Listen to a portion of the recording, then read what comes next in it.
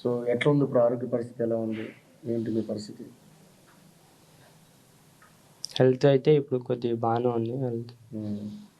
So mummy daddy లేని మనం దాన్ని తీసుకురాలేం. బట్ ధైర్యంగా ఉండండి. గవర్నమెంట్ ఏమైనా స్పందించిందా మీకు? ఆ, అంటే మినిస్టర్ పొంగులేటి గారు వచ్చారు. అన్నకి నాకు 5 lakhs చెక్ ఇచ్చారనమాట. మళ్ళా ల్యాండ్ ఇస్తా అన్నారు. ల్యాండ్ ఇస్తా అన్నారు. ఇల్లు కట్టుకోవడానికి కట్టిస్తా అన్నారు. మరి మీ చదువుల విషయంలో ఏమన్నా భరోసా ఇచ్చారా? లేదంటే నెంబర్ ఇచ్చారు, ఏదన్నా హెల్ప్ కావాలంటే ఫోన్ చేయండి అని నెంబర్ ఇచ్చారు.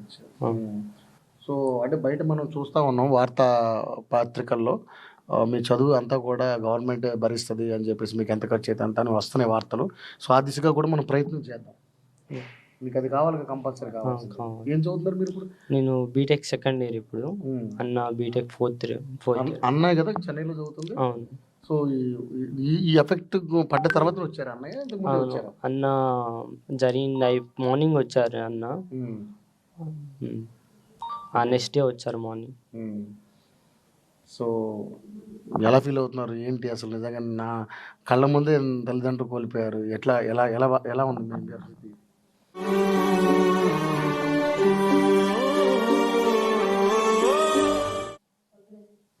కానీ నిజంగానే బాధ అనిపిస్తుంది. బట్ గవర్నమెంట్ మాత్రం తప్పకుండా దీని మీద స్పందించాలని మనస్ఫూర్తిగా కోరుకుంటున్నాం. ఇప్పుడు నిజంగా అంటే మనం భర్తీ చేయలేని అంశం ఇది. బట్ మీరు ధైర్యంగా ఉండండి నిజంగా. ఎందుకంటే మీరు ధైర్యంగా ఉండాలి కూడా, ధైర్యంగా ఉండాల్సిన సమయం ఇది. బట్ పెద్దనాన్న గారు మీ అసలు ఏదో వార్తలు తప్పుడు వార్తలు వస్తున్నాయని కూడా వార్త చెప్తా ఉన్నారు. మరి వేరే ఆయన అంటే బంగారం దొరికింది అని చెప్తున్నారంట సార్. మాకు ఆ బంగారం కనుక ఏమీ దొరకలేదు, ఎవరు ఇవ్వలేదు కూడా. కొంత దొరికింది వాళ్ళకి, ఇంకా కొంత మూలోళ్ళు ఇచ్చిరని అంటారు. అది కొంత ఫేక్ న్యూస్ పెట్టి మా మీద ప్రచారం చేపిస్తున్నాడు మరి. సో అక్కడున్న పరిస్థితి చూస్తే అసలు ఏమైనా దొరికే అవకాశం ఉందా? నేను చూశాను ఆ కారు కానీ, ఆ ట్రాక్టర్లు కానీ, ఆ క్రషర్ కానీ అంతా కూడా మొత్తం సర్వనాశనం అయిపోయినాయి అక్కడ. ఆ బీరువాలు కూడా చూసాం, మొత్తం ఆ బీరువా కూడా ఎక్కడికో కొట్టుకుపోయి ఉంది బీరువా, అందులో బట్టలు గిట్ల అన్నీ కూడా. సో ఏంటి సార్ నిజంగానే ఇప్పుడు సోదరుని కోల్పోయారు, ఎలా అనిపిస్తుంది? చాలా బాధగా ఉన్నది సార్. రోజు మాట్లాడుకుంటే వాళ్ళం. లాస్ట్ చనిపోయేంత వరకు కూడా అప్పుడప్పుడు కాల్ చేస్తూనే ఉన్నారు మాకు. మా మర్దలు చేస్తూనే ఉంది, మమ్మల్ని కాపాడలేరు మామయ్య అని. చివరికి కూడా ఫోన్ చేసి. సో మీకు మీరు వెళ్ళే అవకాశం కూడా లేకుండా అంటే నేను ఆ రోజు లేను, నేను లోకల్లో లేను ఆ రోజు. అంత మునుపు శుక్రవారం రోజే నేను హైదరాబాద్ పోయేటప్పుడు చెప్పే వాళ్ళకి అట్లా చెప్పి ఉంటేనే వెళ్ళిపోయాను నేను. మాది ఉదయం నుంచే మాకు ఫోన్లు చేస్తుంటే రమ్మని. వాళ్ళు ఎప్పుడైతే ఇన్సిడెంట్ జరిగిందో అప్పుడు చేరుకున్నాం మేము హైదరాబాద్ నుంచి ఆడికి. 1:30, 2కి అందులో పడ్డారు. అక్కడి బాబు బయటికి వెళ్ళిందనే కాడికి చేరుకున్నాం. సో గ్రామస్తులు మిమ్మల్ని తాడు సాయంతో కాపాడారు కదా? అవును. లైఫ్ జాకెట్ ఉంది అప్పుడు మీకు? లైఫ్ జాకెట్ ఉంది, ట్యూబ్ కూడా ఉంది అప్పుడు నాకు. చూశాను విజువల్స్లో, మీరు ఇట్లా కొట్టుకొస్తాం కూడా చూశాను నేను. నిజంగా కిలోమీటరు ఎంత వాగు, అంత పెద్ద వాగు పొంగుతుంటే కొట్టుకుంటూ రావడం అంటే మామూలు విషయం కాదు. సో ధైర్యంగా ఉండండి మీరు, అన్నయ్య మీరు.